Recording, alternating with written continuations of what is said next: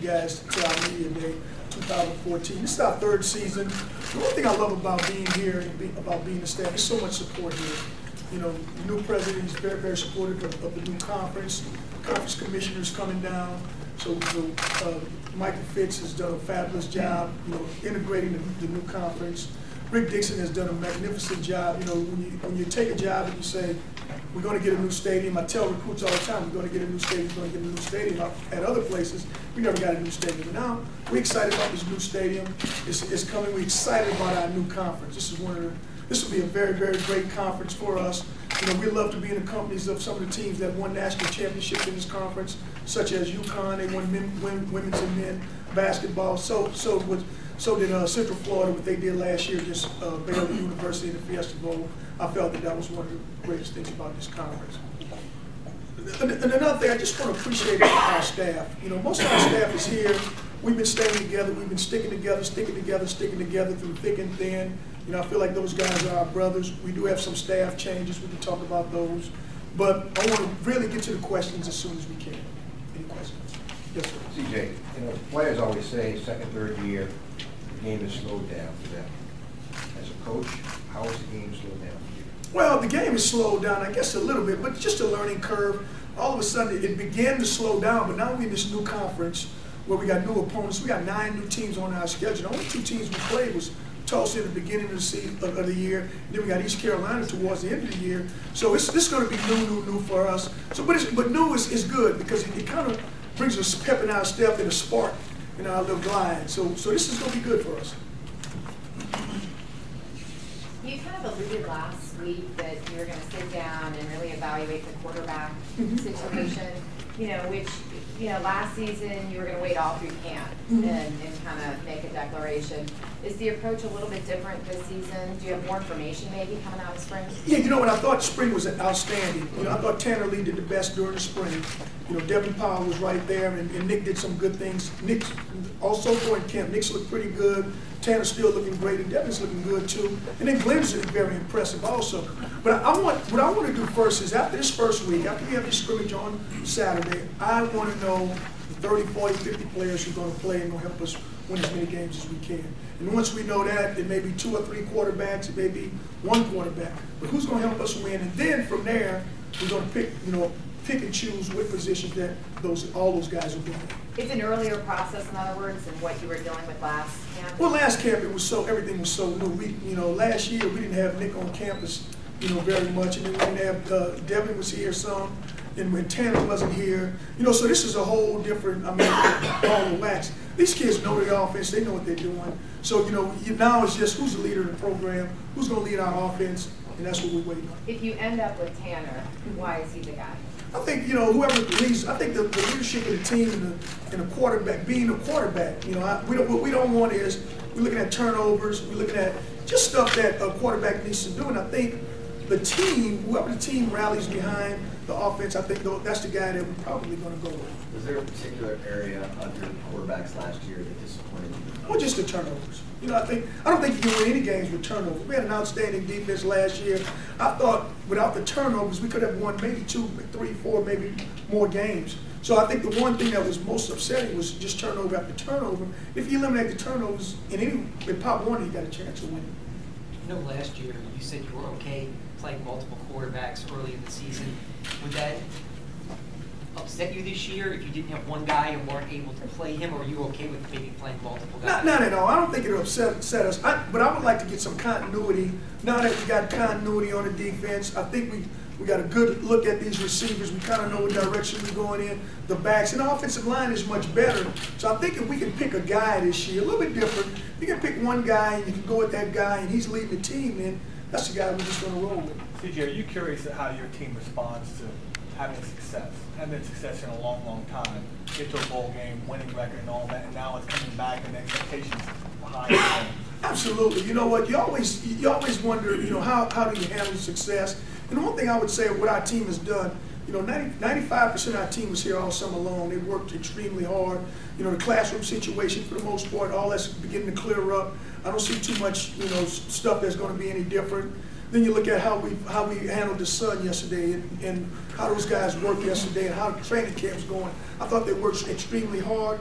We were outside yesterday, and I wanted to come in, but those guys were still running. I conditioned after practice. The first time in years at outdoor practice, those guys ran like champs. So maybe we too easy. I gotta just kick it up a little more. No disrespect to the Conference USA opponents that you guys face all the time, but as you mentioned, this is a step up league-wise and opponent-wise. Do your players get a sense of how difficult it will be to repeat what happened last year in a tougher conference? Absolutely. If they don't, there's something wrong with them. I mean, you just turn on the film. I alluded to Central Florida earlier. You just look at Central Florida, what they did. They lost one game. They had 3 10-win seasons. They lose one game. Cincinnati's tough. We got to go up to Connecticut. We're going to play a team up there. We got 2 schools in the state of Florida. You look over the state of Texas. There's some quality football team. Houston is a speed team. So they know that this would be a step up in talent. And look at our non-conference schedule. If I wouldn't have gotten a new contract, I think they're trying to get rid of me with Georgia Tech, Duke, and Rutgers. And Southeastern may be the best of all of them. So this is one of those deals where you just got to wait and hope these young men get ready to play, because we got to strap it on this year. Normally this time of year you have suspensions to announce. You try and make a point early on the season. The tone that you want the players conducting themselves. Is there anything brewing in that department? Nothing right now. Nothing that I know about. You mentioned academically you didn't see any changes. Kelly's been out. Anybody other than him that you think? I have not seen anything else. We still wait on a couple grades, but as of right now, everything is everybody's practicing. They're not going to wood. CJ, 2 important people you lost with Davenport and Lawrence. Do you feel like you replaced them? No, I don't think you can replace guys. Both of those guys signed NFL contracts, and so I don't think you replace guys like that. But I tell you what, we got a lot of young players. I like what Redwine's doing. Corey Redwine's having a sensational camp thus far. Then you look at Tanzel Smart, who probably was the best one last year, a little bit overlooked. Then you look at these freshmen, Darren Williams, he's playing inside and outside. He's doing some stuff for you. Royce LaFrance can go inside. So you just got to do it by committee. And if we can get some 4-man stops and some 4-man pressure, then we'll blitz a lot less. CJ, you got a strong defensive backfield. What do you feel like, besides the defensive backfield, is the strength of this team? Well, I think the defensive line with numbers. I think we'll have a pass rush with some guys that we got, some freshmen, and then, we got Dale Runa and we got Quinlan Carroll, who are very explosive players. I think those guys will be, pass rush. I thought that was the one thing that we didn't have last year. I think Tyler Gilbert's in his 2nd year. He's playing sensational so far. So I think, we got some things going. I think that D-line, and then Nico Marley is one of those guys that you got to, you got to pay attention to. He's a midget, but he's a good player. How valuable is the line of watching what you're doing? How much trust do you have? Oh, absolutely, all the trust. He and John, I'm telling you, those guys back there, they do a magnificent job. Lionel's taking that secondary. As you alluded to earlier, Renee, our strength of our team is our secondary. And we just keep going and going and going with those guys. And then, look what he's doing defensively, schematically. I mean, I think this guy he's a rising star. He did some unconditional things last year. I think the last 2 games you started with 6 DBs. The trust in Nico Marley when you put him out there right away, stuff like that. Is that one thing you like about him? He's trying to try to fit guys into his system. Love it.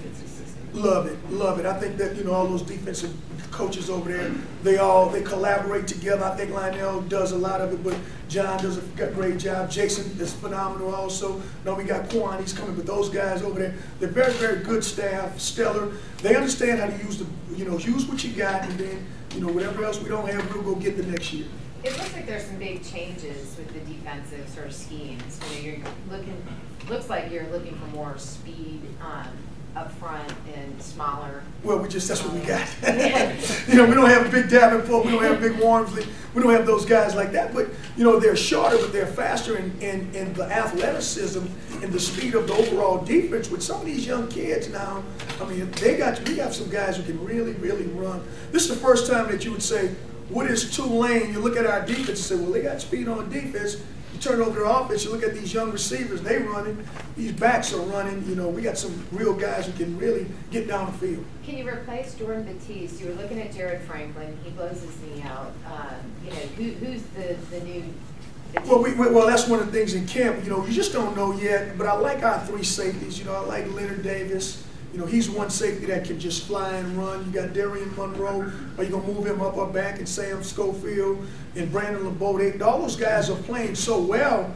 You know, it's just you kind of know. You just got to look at camp and fit these guys in the right positions. How much is that is interchangeable? Leonard Davis, Darian Monroe, being able to move one nickel, one to safety, is that interchangeable in the middle of a game? All three of them, and it goes back to the days of the Saints. What the Saints did last year, they played with 3 safeties.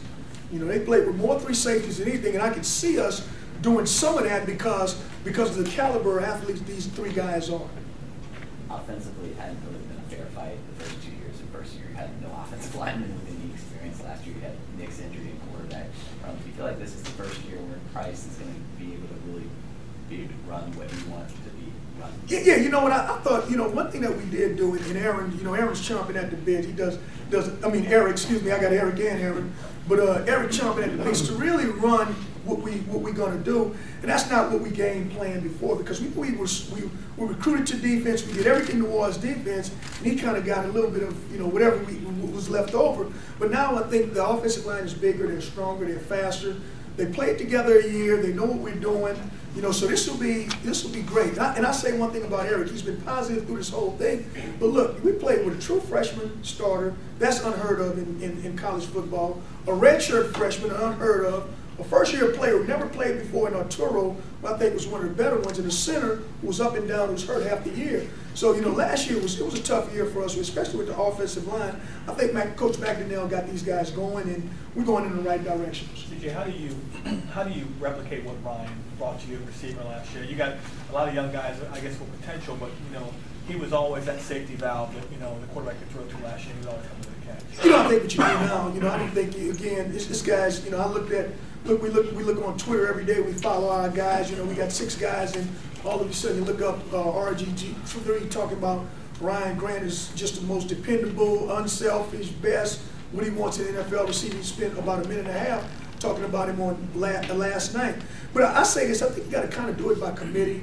You know, I thought what we did with the Saints, I don't think we ever had a true number one guy, but you just did everything out of committee. You did, you know, you had to get your speed guys on the field along with your guys who wasn't as fast, but the great hands. And, you know, Keith does a great job with him. He'll figure out who plays what and where, and then all of a sudden, you know, I think those guys will be good, and they'll be very good. Does Taryn replace Kedrick a little bit? You know, is he even kind of swap in there? You know what? I don't know. I don't know if he does that. I know Taryn has his game, and Taryn's a physical player and a big kid who can go up and he can catch the ball well. So we just got to figure out where does he fit in and what do we want to do with him. Kind of like, you know, you get Colston, he does something. Lance did some things when I was with the Saints, Robert, and so did Devery. So you just figure it out. And also, you know, these tight ends now. This Charles Jones, I don't know. I mean, he's just making play after play in training camp. He has to be the star of the camp thus far. Because, I mean, every time you look, he's catching another ball, running another great route.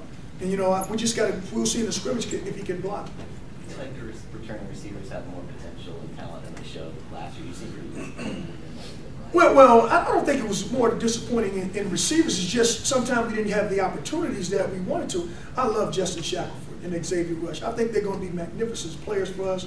Great guys. They know the offense. They're tutoring these young kids.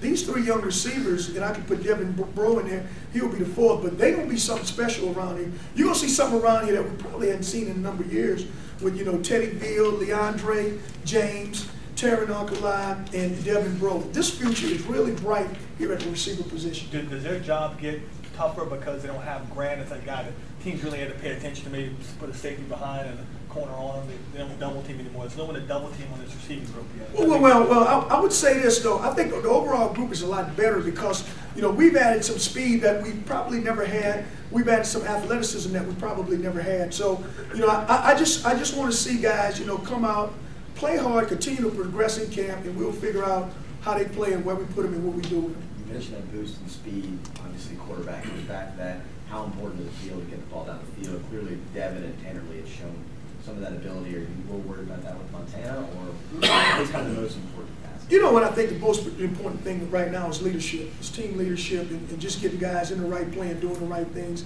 If we can get a leader, you know, but you also love to have a strong arm, strong enough to get it out there, because what it does is create big plays. And I think that's one of the things we got to get more big plays. Coach, as a guy who has coached offense so much, Have you surprised yourself with the fact that you're such a defensive coach now? Look, I can't sleep at night about it. I hate it. But no, not really. You know, I just think our defense was the one strength of our team. And so one thing being, I guess, a more mature coach, I had to mature myself into saying, let's not pour everything on offense. You know, let's not just go out and get a bunch of offense recruits. And one of the philosophies around here that we've said through the whole time, I think in order to build this program, we got to build it through a defense. You know, even, you know, around college football, the great defenses are the ones who win in the bowl game. They're the ones who win in the national championship.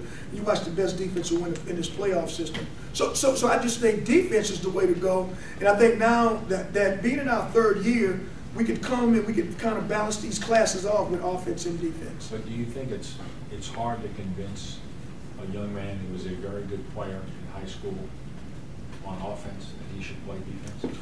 Well, you know, I guess it's hard. I don't think, in our case, I can tell you the one situation we had was with Lorenzo Doss, and you know, Doss was fine, but his parents wasn't, and his family wasn't. I had the whole family down on me, and they came down on me, and you know, for about a half a year, they thought I was the dumbest coach in America. Then all of a sudden, Doss started picking ball off after ball off. Now he's on the Thorpe Award list, he's on this list and that list, he's All-America. Now they kiss me every time I see him. I don't want the dad to kiss me anymore. So do you think that his success will make it easier for you to sell that in the future? You know what, I don't know if it'll make it easier, but I do have an example of it though. You know, it's not that I'm just pulling straws out of the air. I can tell a kid right now, here's an example. Lorenzo Doss, great receiver, St. Augustine High School. Was one of the best receivers out, track guy. All of a sudden now he's playing defensive back, and look what he's doing. He's on every list, he's getting every award he's mentioned. He was the most mentioned, recognizable person in our conference. It was Lorenzo Doss. The commissioner even said him in his speech. So, you know, sure, you know, I love to convince more and more, but I think it's easier for us now to make a convincing, you know, argument about that. On that point, you're accountable community-wise for decisions you're making on the field. You know, you brought up the point that, you know, you make a decision in a game and you run into the parents in the grocery store. You know, you have so many local athletes and you have so much more local interest in the product. Good or bad, or, you know, what's that like? Here it is, it's great, they're paying attention. You know, now we finally, you know, we becoming pretty much, you know, we getting to be relevant. Our coaches have done a great job. So all of a sudden our coaches, they getting recognized. You know, people are noticing who we are. You know, so it kind of feels good, because I'll take the blame for it and I'll do that, but at least we're being noticed, and everybody, we're not an afterthought right now. Give me an example, you know, maybe from the summer where you got notices. Well, I'm going to give you an example about Coach Price. Coach Price was in the supermarket one day, and a lady came up to him, and she knew his son's teacher, and he didn't know his son's teacher. So she recognized him and recognized the teacher. So we are getting recognized. That's a big step. I mean, I wasn't there the first couple of years, right? Not at all. Today, it's kind of official that power conferences are going to break away and do their own thing. You're not in a power conference. Does that make your job harder? Do you think the fact that an athlete is going to get maybe a better financial deal at another school makes it harder for you to recruit? Well, I would say this. Before we say what's going to happen and what's going to happen, let's see how the dust really settles. And when you talk about power conference, I would say this. We can break away, we can do whatever we want, but UConn basketball proved who's the power in any conference, because they won it all. UConn, men's and women, they're in our conference, they won both of them. And Central Florida proved to everybody in America, not one person picked Baylor. I saw you guys' picks. No one picked Baylor, and all of a sudden they beat them. So here's the deal to me. All you got to do is you continue to just play ball, you recruit well, and you just win. Winning solves everything. If we just continue to win, we'll see where it all ends up. Is it helpful to have a stadium that's going to be full Saturday? Absolutely. Absolutely. You know what? And I've always said this, the Superdome is a pro venue. You know, it was great when I was at the Saints. We had our time there. It was fabulous. But now all of a sudden, we got our own. We can walk to the games.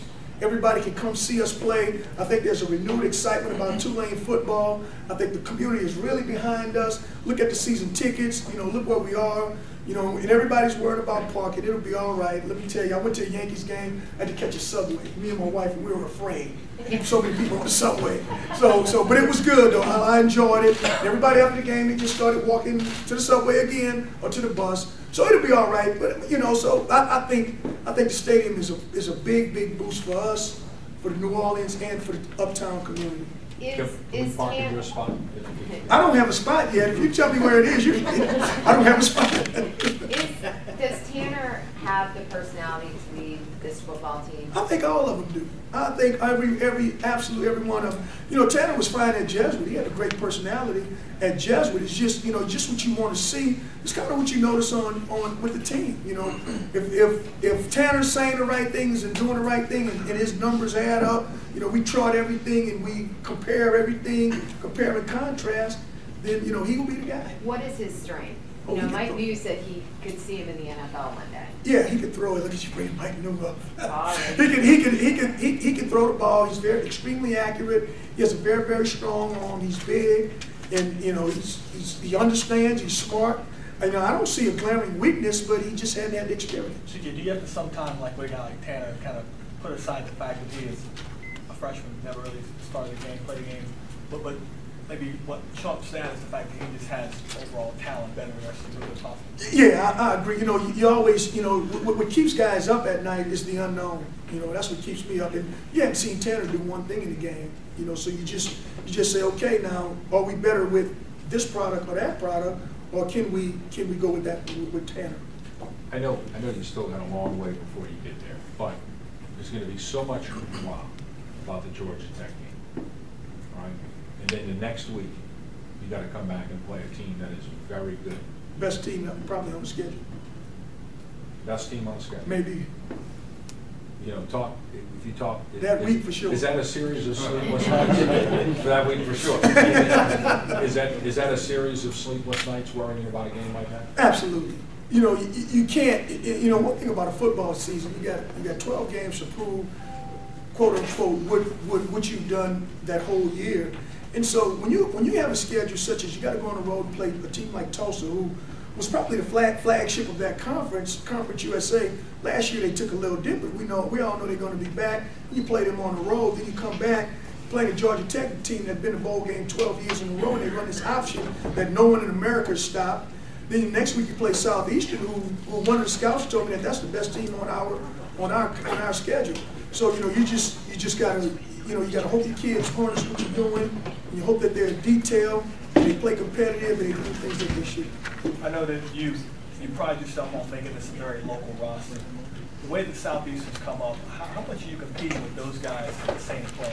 Well, not only this, everybody's down here now. You know, the Arizona teams, the California teams.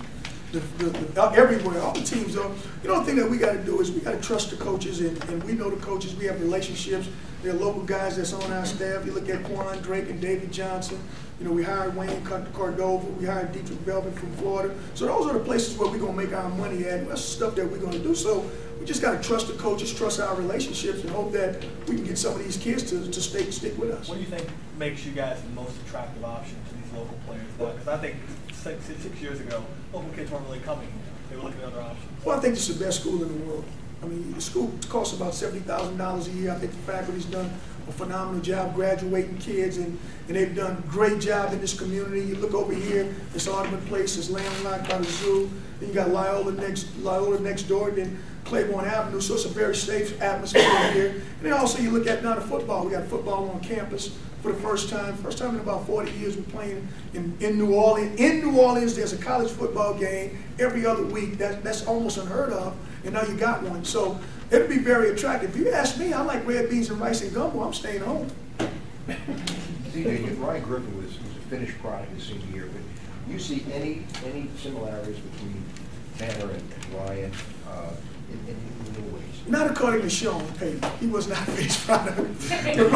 Ryan Griffin's playing outstanding at the Saints. I mean, it's just it doesn't surprise me at all. You know what? They're very similar in some things and dissimilar in others. When Ryan was here, Ryan was so smart, and he just knew he had his own little, he had his own way of reasoning, seeing things. Tanner is a young man who's learning. He's learning what to do. think Aaron Price and Mike New's doing a fabulous job getting this young guy playing. The difference is, and I would say this, and nothing against Ryan, Tanner Lee's arm and Devin Powell's arm are very, very strong. They have cannons for arm. So that'll be a little bit different. So we're going to take probably some more shots down the field with these guys. Is there a timetable with Robert Kelly, or when do you need to make decisions with running backs? Is that going to lead out? Well, look, here's the deal. Robert's been in this offense, and he's been practicing, and he's been doing stuff. Robert probably can come and do the protections right now. Look, no different than Derek Stroger. Played running back for us 1 year. Then he played DB. The next thing you know, he goes to the Saints, and then now he's playing running back, and he didn't have missed a beat. So I think Robert just got to get his situation straightened out. Once he does that, we'll all know in time, and hopefully we'll have him back on the field pretty soon. Naming interior defensive lineman earlier, you didn't mention Calvin Thomas. Like I see him fitting back in. Oh yes, he's always in the mix. I just can't name them all. Calvin gets to be a lost guy sometimes because he was redshirted last year. He had various injuries, but he's in there. He's tough. He's big. He played as a true freshman, kid, and I just see him sacking the quarterback several times. Any other questions? When you took this job 3 years ago, was this the season that you kind of envisioned in your mind as going to be something where you could really, things could start to take off for you, the stadium was in the works, maybe the conference, was in the works. Now you've got these new things, these new homes that you can help sell the program. Yeah, the success you had last year. You know what? This was. I don't know if I really looked at that far down the line. When I first took the job, I asked Sean to keep my job open for a couple months first before I really got. I kind of had my toe in the water, but I wasn't all in. But here's the thing. You're getting your third year of the program. One thing about our kids, they've had some success. It's the first time they've gone to a bowl game. Anyone's here has gone to one. And you say all the hard work, the worst thing in the world is you work so hard and you don't realize any of your dreams. So these young men, they've gotten one dream already, got an opportunity to go to a bowl game. So they kind of smell it a little bit. And now all of a sudden, here we go in a bigger, newer conference. We're on television. Almost every game this year, if not everyone, will be on television, some form or fashion. They get to go in new venues to play. They get to play in a brand new stadium. This is an exciting year for us, and I'm glad it's here. Anyone else? Where'd you get that tie? It's awesome. Well, I got my wife over here, and I got my 2 fashion coordinators over there, so they know what they're doing. It's not me, I'm telling you. I'll see if they're available for comment. Thank you, guys.